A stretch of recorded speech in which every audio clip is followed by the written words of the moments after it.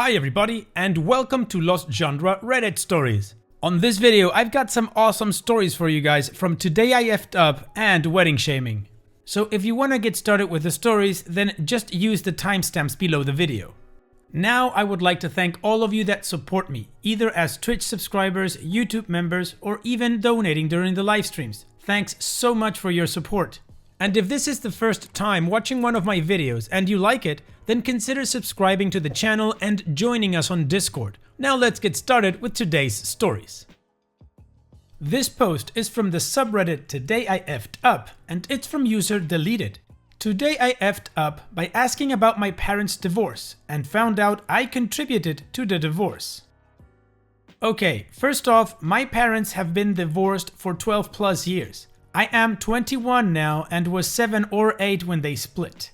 I found out a few years ago it was because my mom was cheating on my dad with my nurse from the NICU from 1997. Oof. Casually talking to my mom, who has since remarried for the 3rd time, I asked about their divorce out of curiosity. She went into a few details and brought up a car ride with my dad. She wouldn't elaborate, so I called my dad. Big mistake. Mind you, Dad took me and my sister in when my mom left and raised us. It kinda went like this. I go, so I was talking to Mom about your divorce and she brought up a ride in the car with you that initiated the divorce. My dad hesitantly says, yeah, you, me, and your sister were in the car when I came back from overseas and we were talking about what you guys wanted to be when you grow up. Your sister said something and you said, I want to be a nurse like, insert his name here. I pulled over to the side of the road and you spilled the beans.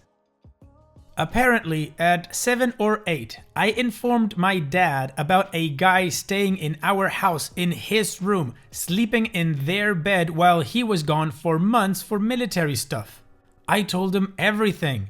How Mom told us he was an old friend who needed help and who would be staying with us to protect us while Daddy was gone.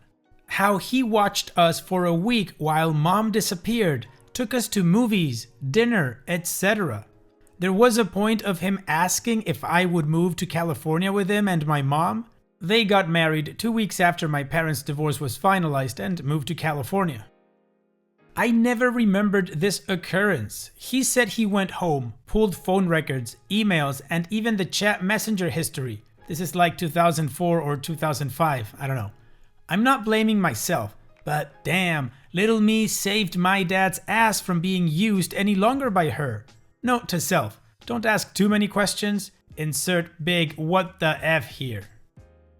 Well, OP, all I'm gonna say at this point is that this was not an F up. You actually helped your dad get out of that horrible relationship.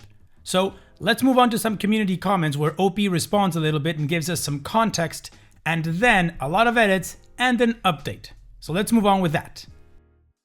Skip Chest Day, Not Legs says, it actually sounds like your mom was the problem. 3 marriages in 12 years and cheating on your dad? You're not the problem, buddy. You did your dad a service. And OP responds, thanks. My dad called me back and reassured it wasn't my fault. He thanked me too. It's just the aftermath now that I'm dealing with. I definitely effed up because I'm learning more and more from different family members that I didn't need to know. Apparently, my mom started a fight at the altar the day of the wedding and almost called it off. Looking through their wedding album, I realized a lot of the people in the background pictures look unamused. Gosh darn Spiffy says, Sister of OP here. Can't believe this blew up so much. Damn. Bug, we had a lot of crap thrown our way as a result of the divorce, but we're not the problem. You're doing a great job. You're kicking butt and I'm so proud of you. I love you. Chungus McBickD says, it is very much not your fault that your mother behaved like that. You did your father a complete solid purely out of innocence and probably saved him years of heartache. And OP responds, he's happily remarried, so I guess so. OP's edits. 1. This is a F up because I was apparently never supposed to know. hence my mom not wanting to talk about it and my dad being hesitant on telling me. 2. Super F up. I'm learning more and more about their marriage. I never needed to know from other family. I was the save the marriage baby. 3. Wow, I didn't realize how many other people have gone through finding out this kind of stuff later in life. Kudos to all of you for learning from the example. 4. Holy crap, I've learned a lot from all of you. This blew up and I've made a few decisions. I am never getting married. I think it's time to cut off my mom. Don't ask questions about your parents' failed marriage. 5. Apparently after the divorce, she wrote my grandmother a letter stating she didn't want to take care of children and wanted to live her life. Also, I didn't remember this occurrence because I guess it didn't really stick out to me. My dad said he acted calm and acknowledged everything, like a normal conversation. The events after I remember oh so vividly. Moral of the story? Don't think your kids won't talk if you're cheating, and do not bring them around your kids. Actually, just don't cheat, facepalm. Easier said than done, but damn. Also, please note, I didn't have to throw any paper for my mom to be a hoe. Final edit. Thanks to everyone for sharing their stories similar to mine and acknowledging that, for the children, the divorce was never their fault. These conversations have really got me thinking about how toxic for me it is to talk to my mom. I'll update in a bit. Thanks guys, and keep your head up if you F up. Wow, OP, so much truth. Kids see everything, and also don't cheat, just don't do it. We could go into a whole big explanation why cheating is never the answer, but it's just logic, isn't it? Just don't cheat. Anyways, OP has given us an update, so how about we continue with that and see what happened after this. After careful consideration, numerous conversations with fellow Redditors, and talking to my sister, gosh darn spiffy, I have decided to end communication with my mom. It's just not in my best interest to keep in contact with her. Besides the divorce and infidelity, there were years of mental and physical abuse both me and my sister endured due to the new dynamics that came as a result of the divorce. And my sister became my mother figure, which put a lot of stress on both of us as well. It has been a little over 5 years since I left my mom's house. I stayed with her my last 2 years of high school, and I have a child of my own now. I kept in contact with my mom solely out of pity because she has burned so many bridges, and I thought that seeing her grandson might help things. I wanted everything that happened to be water under the bridge. I reconnected in May of 2016 when my nana passed a few months after I had my son. I hoped she would change. She hasn't. I haven't been close with her, but I do talk to her every so often. Now, knowing she did the same thing to my dad, much worse than me if we are being honest, and to my older sister, I don't think it is in me or my son's best interest to have any further communication. I had an epiphany thanks to all of you. She was the example I needed in my life of who I don't want to be, and my dad is the example of who I want to be. I'm a single mom with an awesome little boy who's now 3. His dad abused me, beat me up twice, and was sent to jail for it. Twice. With my dad's help, I was able to get away. He smelled his BS from a mile away, and I continued to hang on because, as with my mom, I hoped he would change. Instead, I left and drove across the country, never once looking back. My dad let me and my son live with him until we got our own place. Best dad ever. Goodbye, Mom. Thanks for giving me life, but you have proven you don't deserve to be in it anymore. I will forever be a daddy's girl. OP's edits. 1. It's been suggested by many, and I might write a book. 2. Much love for everyone that has been or are currently going through this sort of thing. You can either learn from the example or become the example. 3. I wanted to note that women are not the only ones who are subject to domestic violence. My dad dealt with it with my mom. Don't be afraid to speak up. And that's all we know from this story. OP cut her toxic mother out of her life, and her dad, which apparently is an amazing person because he helped get OP out of an abusive relationship, Well, they're all doing much better. So on that positive note, let's move on to the next post. This post is from the subreddit Wedding Shaming, and it's from user EchoFoxAlpha. I didn't give you my real address because I didn't want junk mail. Now where is the DJ? Let me tell you about one of the most bizarre and unsettling weddings I ever DJ'd in my 20-year career. Hold on to your hats, folks. The majority of my career I worked for a company that would handle the booking and planning. I would just be assigned, go over the final details with the manager, grab my gear, and go. As a seasoned vet in the industry, I was trusted with all the demanding or troublesome clients, as I was pretty good at schmoozing and disarming people. And if that failed, I had a great F-off face. When I get to the office to get loaded up for this wedding, the booking manager warned me that although everything seemed to be in order, something seemed off about the bride. She was a bit hostile the whole way through planning her wedding, and she was very insistent that her music, and only her music, would be played. No requests, no filler, no substitutions. I hate gigs like this because invariably it means I don't get to really do my job and I end up getting crap on by guests who are wondering why I'm playing undanceable music. I braced myself for a bad night, but oh boy. So I get in my car and head out. It's a residential address for a backyard reception. I arrive 25 minutes before I'm supposed to be on site to set up, but there's no sign of activity at the address and the driveway is gated. I call my manager, he calls the client, he calls the emergency contacts. Nobody answers. Time ticks by. It's now 45 minutes until I am supposed to perform, but nobody can be reached. Out of desperation, I start driving in a search pattern around the neighborhood, slowly widening the radius to see if maybe there was a mistake on the form, but there's just quiet suburban homes with no activity.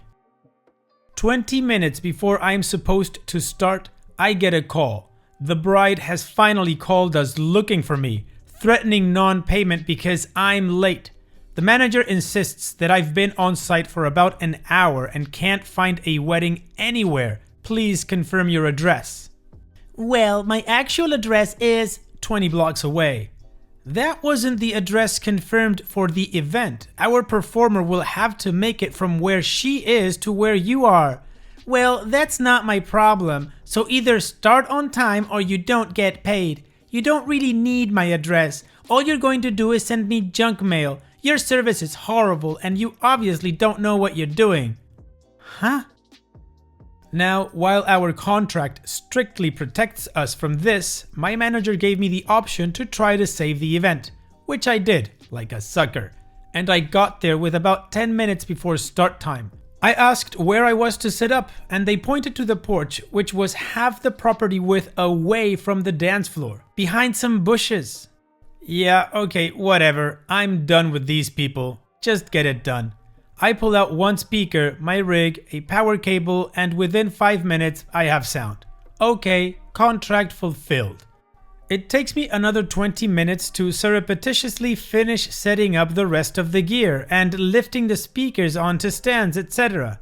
I'm playing her stupid list of real bizarre music, and everybody is pretending I don't exist. Didn't take me long to figure out that the wedding was all about this bridezilla who was spending the entire time on a decorated tire swing taking selfies and ordering the photographers to take pictures of her. I never found out who the groom was. Everybody pretty much stayed by the bar and ignored her, despite her obvious cries for attention. Ooh, I got dirt on my dress. Uh-oh, look at the dirt. Which only made her act out more and more. So there I stood for 6 hours. They didn't allow me to have a chair. Being eaten by mosquitoes, peering at a group of people so far away I have to squint while playing really obscure music with really inappropriate lyrics so loud my head hurts. Otherwise, they couldn't hear it. I was sneered at by the family, ignored by the guests, and the catering staff looked like they were about ready to walk out due to verbal abuse. My whole body was screaming from running gear up the driveway. They didn't allow me to park anywhere near where I was working, and then having to stand in the sun without so much as a drink of water, doing nothing but pushing a button every 3 minutes and attempting to look like I wasn't in my own personal hell. Their final dance was some anti-war song that repeated the phrase, "Whoopee, we're all gonna die," and they were nowhere near the age that Woodstock or Vietnam applied to them at all. I did not get tipped, I did not get fed, and the whole ordeal still haunts my nightmares.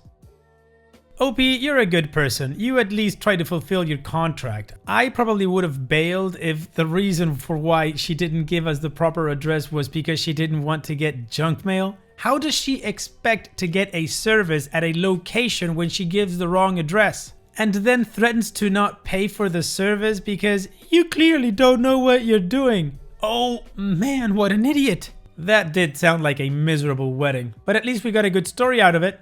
So, now let's move on to the next post. Disclaimer, this post is pre-COVID. It's from the subreddit Today I Effed Up and it's from user DVD as a car giveaway. Today I effed up by thinking divorce was an April Fool's gag.